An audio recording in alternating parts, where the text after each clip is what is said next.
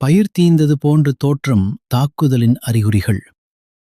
நீர்மட்டத்திற்கு மேலிருக்கும் பயிரின் அடிப்பகுதியில் இளங்குஞ்சுகள் மற்றும் முதிர்பூச்சிகள் ஒட்டிக்கொண்டிருக்கும். தாக்கப்பட்ட பயிர்கள் முற்றிலும் காய்ந்து தீய்ந்த மாதிரி காட்சியளிக்கும்.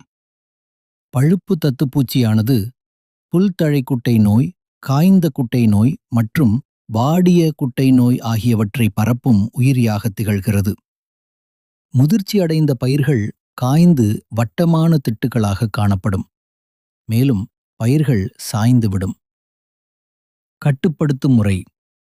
பொருளாதார சேத நிலை அளவு. ஒரு குத்துக்கு ஒரு சிலந்தி இருக்கும் நிலையில் ஒரு தாருக்கு 2 பழுப்பு தத்துப்பூச்சி இருக்கலாம். சிலந்திகள் இல்லையெனில் தாருக்கு 1 என்ற எண்ணிக்கையில் புகையான்கள் இருக்கலாம்.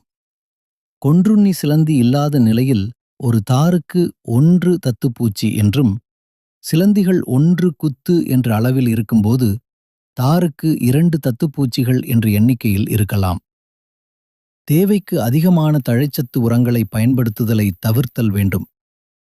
தேவைக்கு அதிகமாக தண்ணீர் பாய்ச்சுவதை தவிர்க்கவும். விளக்கு பொறி அமைத்து புகையானை கவர்ந்து அழிக்கலாம். வயலில் நன்றாக தண்ணீர் வடிந்த பிறகு மருந்து தெளிக்க வேண்டும்.